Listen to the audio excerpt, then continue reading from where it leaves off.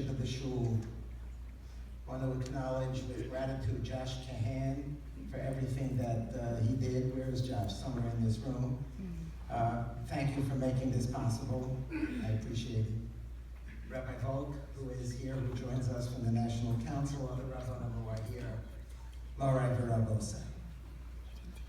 We celebrate tonight 18 years of a shul, and we celebrate tonight the beginning of a career of a young rabbi in Rebbetzin in a new congregation. I'm here tonight because I have absolute ahavas nefesh for Rabbi Males and for Len. As you've heard, I've gotten to know them over the course of a number of years. And I feel honored that I can come this evening in particular to share with you a little bit about what I know about them and to be able to speak in their honor. I was thinking of an appropriate thought to share with you, and I want to begin with a story. It was maybe 6 years ago that my wife and I spent a week in a conference center outside of Warsaw, Poland. The conference was sponsored by an organization called the Memorial Foundation for Jewish Culture.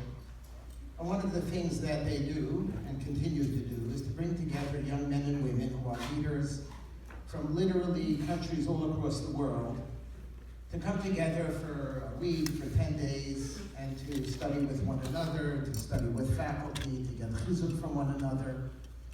I'm talking about young men and women from Peru and from Turkey and from South Africa and from Denmark and from Australia and from the Czech Republic and from Iran, Tehran, Iran. There are about 40 young men and women who were there, and a few Israelis. And we're sitting around Friday night, and one of the Israelis wanted to share the fire. His name is Uriel Eldad, and his job is to work with young Israeli high school graduates who have taken off a year between the time that they're in high school and the time that they're going to go into the Israeli army. And his job is to try to help them understand why is it that for the next 3 years they are devoting their lives with not an insignificant risk on behalf of the state of Israel and on behalf of the Jewish people. And there's a whole curriculum. And part of the curriculum is that he takes them to the military cemetery in Har Herzl. So I'm assuming that most of you, all of you have been to Yerushalayim, and you know when you come into town, you make a right turn and you're on your way to Bayit Vegan, and right before you make the left turn onto Rehov HaPisgah, before you go straight ahead to Kiryat Yovel, on the right side is Har Herzl, is the military cemetery. And his goal is to show them some of the leaders, the presidents, the prime ministers, but even more so, he wants them to get a sense of what it means to make the ultimate sacrifice for the Jewish people. And he takes them to the graves of soldiers. And if you have been there, you know that they're divided by year. They're divided by campaign. So there's a 1948 section and a 1956 section and a 1967 section, etc. He wants to go with them to the 1948 section. In the 1948 section, there is a special subsection of 73 graves of Israeli soldiers who were killed in the battle for what is known as the Kastel. You have all seen the Kastel, you may not know what it is. On the way out of Yerushalayim, and the road is going this way.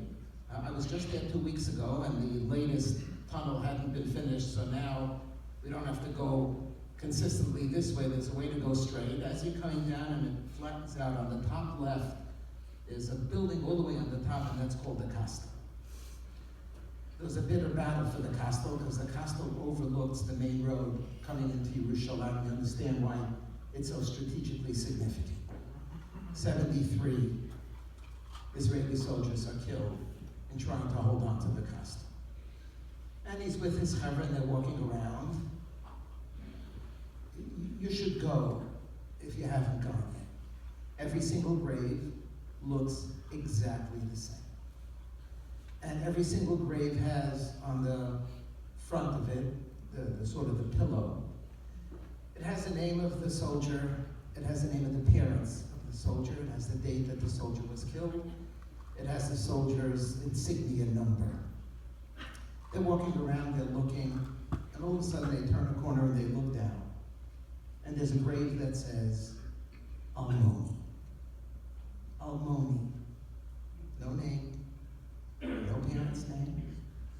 Almoni, serial number. And they can't figure this out. How could this be? Almoni means, we don't know his name. Ech ze yachol liyot. That we don't know his name. So Uriel tells us that he explains to them, you see that 3 years before Milchemet HaShechur in 1948 was the end of something called the Shoah. And this Almoni was the only one who was left from his entire family. Everyone was killed. And this Almoni crawls on his hands and knees and with his fingernails.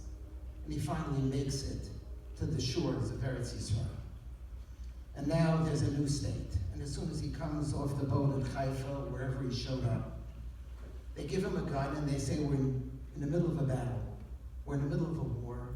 We need you to fight. Here's a gun, go fight.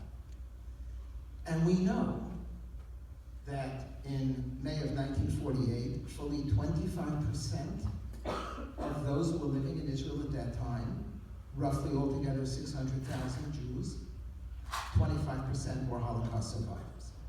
Well, he just showed up. They give him a gun, he goes to fight, and he's killed in battle.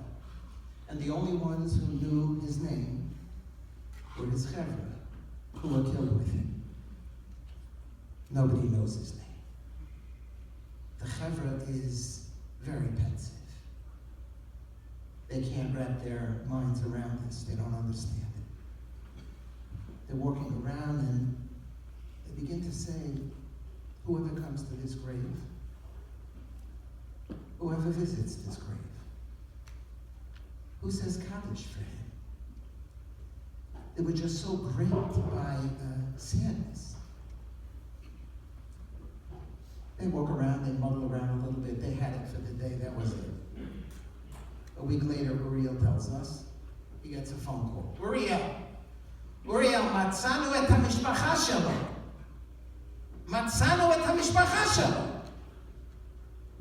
Uriel says to them, what are you, crazy? How could that be? What do you mean, matzanu et hamishpacha shelo? So they say to him, Uriel, matzanu et hamishpacha shelo anachnu hamishpacha shelo. We are his family.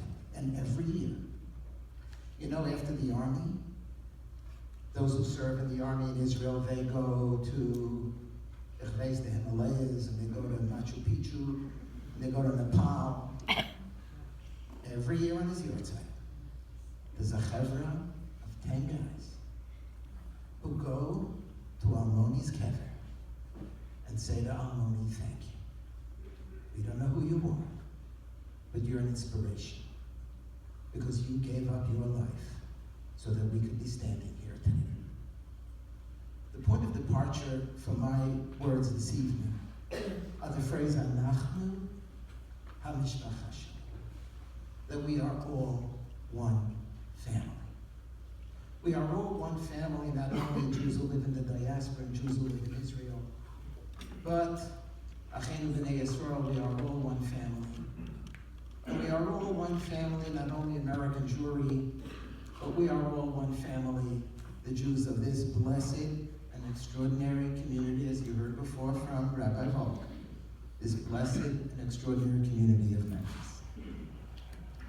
It's an amazing Yalkut Shimoni, the beginning of Parshas Pekudei. The Yalkut Shimoni tells us, Mishenigmara Meleches HaMishkan. When Moshe finished with the Mishkan, we're now at the beginning of Sefer Shmos, and we're still in Mitzrayim. We're soon going to get out of Mitzrayim. We're soon going to pass through the Yam Suf, and then comes the second half Sefer Shmos. The second half of Sefer Shmos, Truma, Tetzaveh, Kisisa, Vayakhel, Pekudei, all about the Mishkan. Mishanigmara Malachas HaMishkan, it's done, it's over. Everything is finished. Omar Moshe Rabbeinu says to Bnei Yisrael, Omar Lohem, Bo'u ve'e'eseh lefneichem cheshbon. I want to make a cheshbon, I want to make an accounting. We're done. We know how much money we raised. We have it on one side of the ledger. And now we just want to make sure that we can account for everything that we raised, and we have the expenditures on the other side of the ledger, and at the bottom it equals. Bo'u ve'e'eseh lefneichem cheshbon. Nichnusu kol Yisrael. So all the Jews gather around. It's hard to imagine. They're all sitting. Moshe's at a table. He's got the ledger. All the Jews, nichnusu kol Yisrael, v'hu yoshevu machashet. And he's there in rapt attention and concentration, trying to figure it out. Shochach elef u'shva meos v'chamisha v'shivim shekel. And he forgot 1,775 shekel. He knew that they raised it. It was on this column. But he couldn't know where it went. He couldn't figure it out. And he ended up with a cheshbon of 1,775 shekel more that he raised than what he could explain how he spent it. Hizchel Yoshev V'Tama, he got really nervous. He got actually panic-stricken. And listen to what he said, Moshe Rabbeinu. Achshav Yisrael motzim yidem lomar, not lo Moshe. Moshe Rabbeinu thought that the Jews are going to say, he slipped it into his pocket. He took the money. What by now did Moshe Rabbeinu not do for the Jewish people? But yet he's nervous.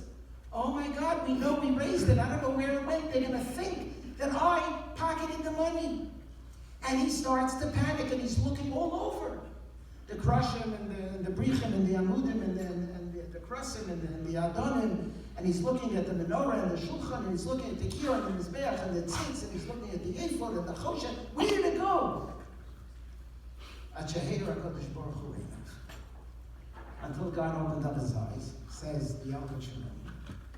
V'ra osav asuyim vavim lo amud. You know where the money went? There are these hooks, or these hinges that hold the walls, different components of the walls of the Mishkan together.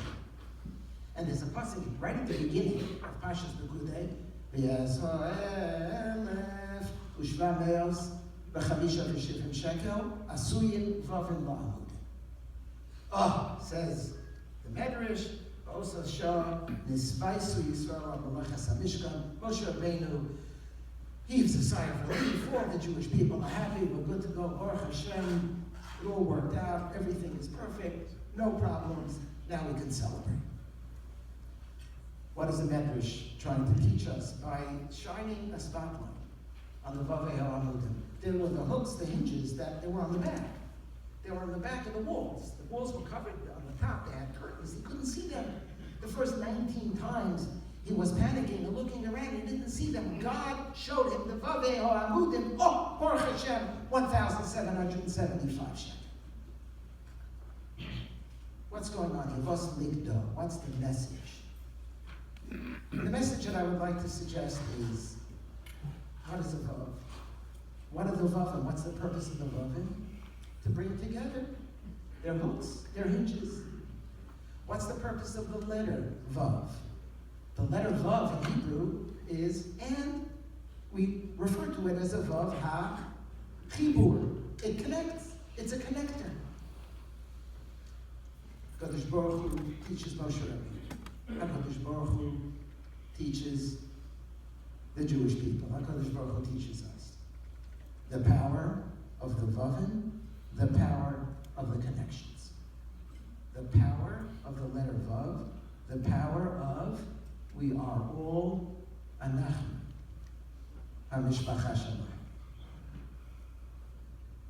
There's a Ramah Yeridea, a very interesting Ramah Yeridea that has a hidur for a Sefer Torah. It's in Hilchos Sefer Torah, it's in Reish Ayin Gimel. The Ramah says as follows: V'chein tzas hamedaktikim Lichtov berosh kol amud vav. Next time you see a Sefer Torah, open it up. And I would say probably in your shul, you will find the Sefer Torah that every single column, with a few exceptions, obviously the first column doesn't begin with a vav. Every single column, with maybe 4 exceptions, begins with a vav. It's a hidur of the Ramah. Yesh k'tzas medaktikin, lichtov berosh kol amud vav, v'koren also. What is this Sefer Torah called? V'koren also vavei ha'amud. Every amud, every column begins with a vav. Every column in our lives, we write our own Sefer HaChaim. We think about a Sefer HaChaim during Yom Narayim, Rosh Hashanah, Yom Kippur. But if it's going to be meaningful for us on Rosh Hashanah and Yom Kippur, we should think about a Sefer HaChaim all the time. And we are constantly involved in writing a Sefer HaChaim, new chapters, new columns. At the head of every column, uppermost in our consciousness, what needs to be the point of departure for anything that we do, anything that we're going to write in that column, is the letter Vav. It's not just me, it's about me, and it's about one community. It's about one family. Pasuk says at the beginning of Bereshis that after Cain killed Heber, Vayosem Hashem leKayin, what's the next word? Os. God put a mark, an os, on the forehead of Cain. We know it in English literature. It's called the mark of Cain. Frek the Medrash. Which os? Which letter? Os means a letter, not just a mark. It means a letter. Which os? Zok the Medrash. Os Vav Nosan Alpav. The letter Vav was emblazoned on the forehead of Cain. Dr. Meir Shapiro of the Lublina Rav. Why not a Pei? Why not a Tzadi? Why not a Kuf? Why a Vav? Dr. Lublina Rav, because you had the chutzpah, Cain, to say Hashem Arachi Anochi. God came looking for Hevel. I don't know where he is. What's my problem? You who said Hashem Arachi Anochi, you will have imprinted on your forehead Lo'ad U'Lanetzach Netzachim, the letter Vav, to teach you exactly that is what you are. It's not just about you. It's about you, and you are Shomer Achicha. The point of the Vav is to make him realize in a most profound, it's like a physical way, that it's not just about him. What a mechutzif you are. My brother's presence or absence is not relevant to you. That's how you talk. I'm going to stick a vav, a tadua, right here. You're going to remember. Everybody's going to say, hey, buddy, what's that on your forehead? And you're going to have to explain that it's about a vav. One day was Adam HaRishon created. So we know there were 6 days of creation. Adam HaRishon, the very first human being ever to walk the face of the earth, is created on Yom Vav. So for my whole life, I thought that Yom Vav translated into English, the 6th day. And then it occurred to me, you know what Yom Vav means? And day. The first human being is created on and day, to be taught from the very beginning. It's not just about you. You're the first human being. You're not going to be the last human being. And you need to understand Keef Tire, deep down from the very beginning, the power and the lesson of the letter Vav. And then this past Shabbos, I was following the Kriyas HaTorah in Parshas Vayera, and lo and behold, a ha'ara for you. I don't have an answer. I would say 95% of the psukim, the first 40 psukim in Parshas Va'era, begin, you got it by now, with the letter Vav. I don't know of any other parsha that is consistently beginning with the letter Vav. How does the parsha begin? Vayadaber, Va'era, Ve'gam, Ve'gam, Ve'lokachti, Ve'hevesi, Vayadaber, Vayadaber, Vayadaber, Ubenei Shimon, Ve'ele Shemos, Ubenei Kahas, Ubenei Merari, Vayikach Amram, Ubenei Yitzhar, Vayikach Aaron, Ubenei Korach, Ve'elazar ben Aaron, on and on and on. And all of that I skipped 2 psukim. It's all about the letter Vav. And I said to myself, oh, it's a sin in Hashem. I'm coming to Memphis to speak in honor of my extraordinarily beloved Schacter. I should talk about the Vav. I should talk about connections. I should talk about we're one family. I should talk about relationships between one and another. You understand very well that the Vav and the connections are manifold in our religious tradition. So we have a connection.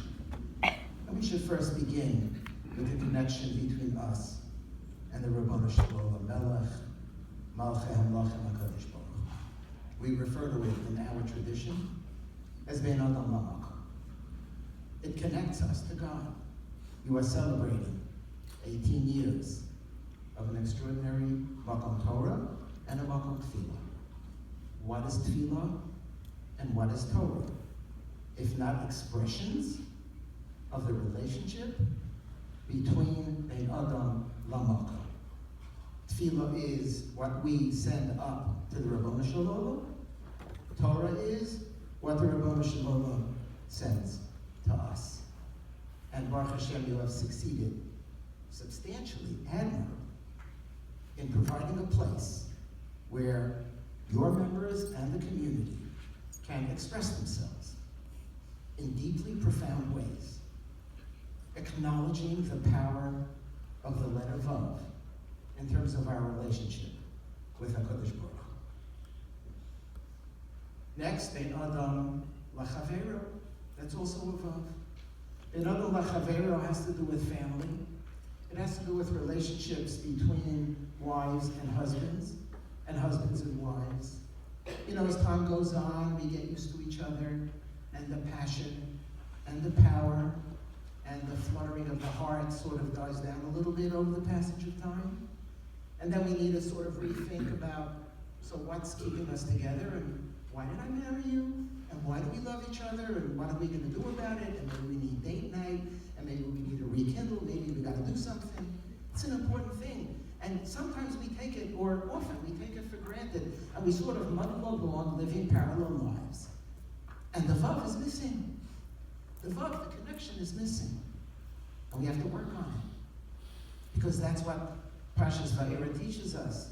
If we're going to say, Anachnu HaMishpacha Shel, that these chevra who come back from Nepal to say Kaddish for Almoni is Mishpacha, so who's a greater Mishpacha than our spouses?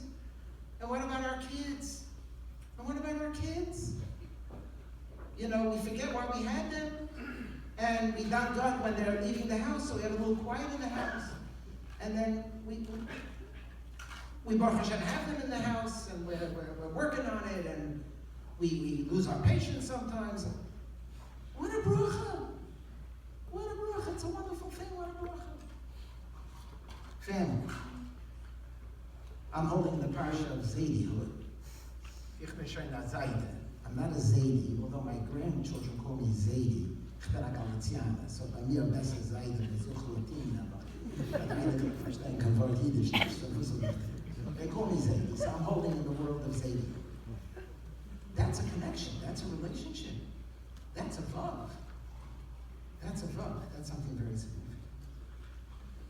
And the community. Ben Adam to the community, and between each of us and the larger community. On your website, you have a page that is entitled Community and Resources. It's a beautiful thing. You're a great shul, and you recognize that you live in a larger community. You are blessed to be in this community, to be in your shul, and to be surrounded by other great synagogues in this community, and by great schools in this community, and by great rabbis and lay leaders in this community.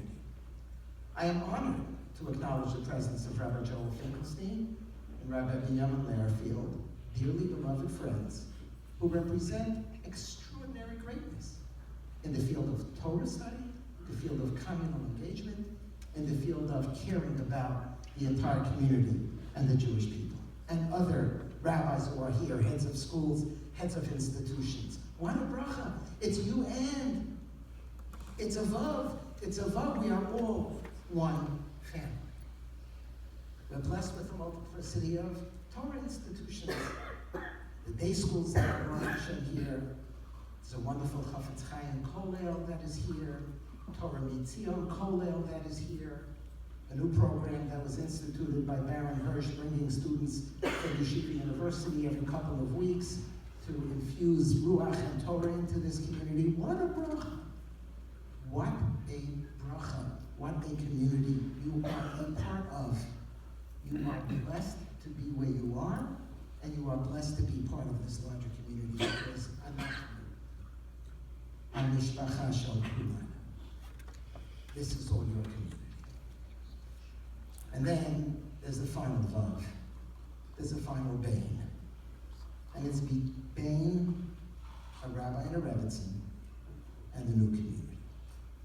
There's a final vav that connects a new rabbinic leader and his wife, also a substantial leader, with their community. I am here because I love Rabbi Meir's Avas Nefesh. I have extraordinary respect for him. Rabbi Meir's, and you know this already, is a serious Ben Torah. He's a very proud product of Yeshivas Chafetz Chaim, from which he got his smicha. And we at Yeshiva University, as you've heard, have been blessed to have him become also part of our family over the course of all these years. We're part of the Yarchei Kala program where we see one another all the time. I was sad to learn that this year he's not going to be able to join us. Can't imagine having this program without him. But regretfully this year, we're not going to have him. He served for many years as a distinguished rabbi in Harrisburg, Pennsylvania. You know that he's an author. He's a highly prolific and published author. He's published widely in scholarly journals.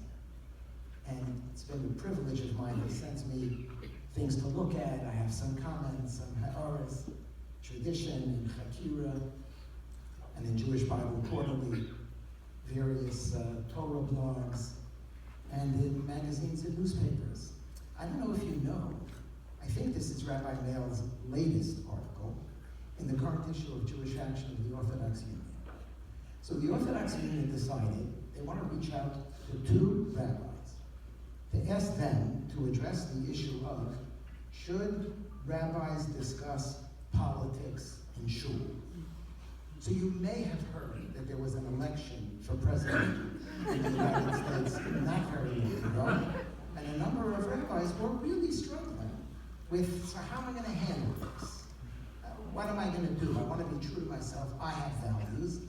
The other hand, I know that whatever I say, I'm going to get a lot of yeshikayas, and I'm going to get a lot of criticism. How do I do it? So the OU chooses two rabbis. Only one is in America. The other one lives in Canada. The one in America is your rabbi. That is extraordinary. Of all the rabbis in America, of all the hundreds of rabbis, they went to your rabbi because they know that he has something wise to say. He is thoughtful, he is learned, he's kind, he's he's original, and he's creative.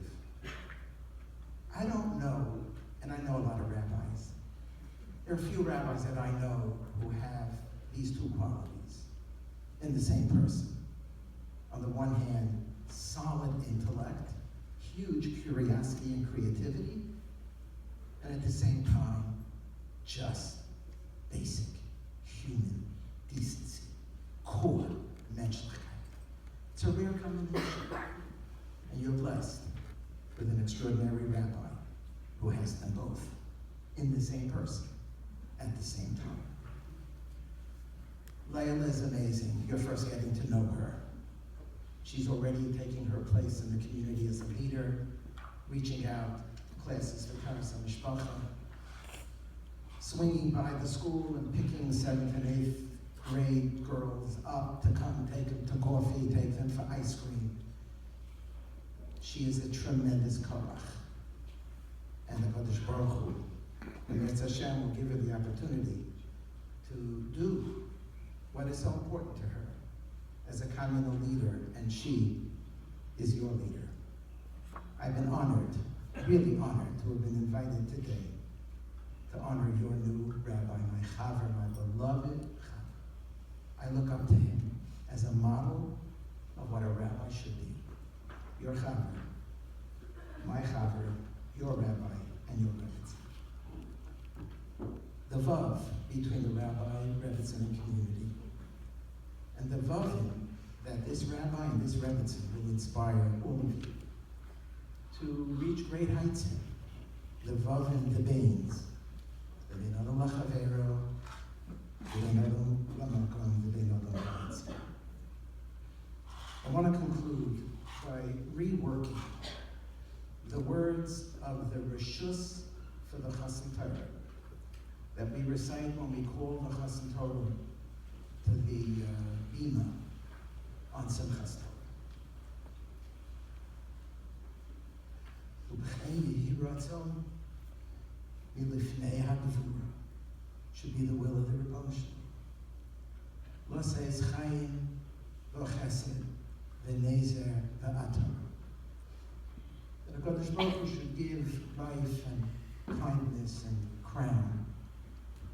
The Morenu v'Rabbeinu, Harav Akiva Moshe Chaim, Ben Reb Asher Anshe, Shenivchar Lihiyos Marda Asra, Shel Kihila Kedosha Yisrael HaTzair of Memphis, Tennessee. La'amtzo, to strengthen him, Levarcho, to bless him. Legadlo b'Talmud Torah, to help him become even greater in Talmud Torah. L'dorsho b'chayim, to seek him and Layla out for life. L'hadro, to glorify him. L'va'ado b'chabura, to establish him at the top of a chabura. Chabura of Chashav Rabbi, of B'nai Torah, of Yerushalayim. L'zakoso, to give him schusim. L'chayoso, to give him life. L'takso, l'techasora, to assign him a place in the council of those who benefit from the light of Torah. L'yashro, to give him yashros, l'chalalo, to give him distinction, l'lamdo, l'ekach, l'sfara, to teach, to learn wisdom and logic and Torah study. L'malto, to allow him to face whatever challenges may come his way. L'naso, to raise him up. L'sado, b'sad barura, to help him with clear, solid assistance on the part of the lay leadership of this shul and of the entire community. L'adno, to delight him. L'fanaso, to support him. L'tzatko, to make him righteous ba'am nivra, and the am hanivcha that we are of Klal Yisrael. The Karvo, to draw him near, the Rachmo, to give Rachmanis for him, the Shamro, and to protect him and to protect the Rebbetzin. He called Tzara v'Tzukah from any trouble and any distress. The Takfo, to make him strong. The Samcho, to assist him. The Samcho, the Ruach Nishbara, to give him kayach when sometimes the spirit is down. We celebrate this evening the Amidah, Amod, Amod, Amod. Morenu v'Rabbeinu, Rav Akiva, Moshe Chaim ben Rav Asher Anshel. Marada Asra, the Kehillah Kedosha, Yisrael HaTzair of Memphis, Tennessee. The same Kavod, Mikhail Gadol v'Nora. Rabbi Akiva and Leila HaKadosh Baruch Hu should grant you many wonderful years of good health, strength, to be able to do the wonderful things that you do, to teach the great Torah that you teach, to be such extraordinary role models for people who know you, for your chaverim across the United States, and for this community that is blessed to have you both as their leaders at this very important juncture in the history of this shul. You should have nachas, should have good health.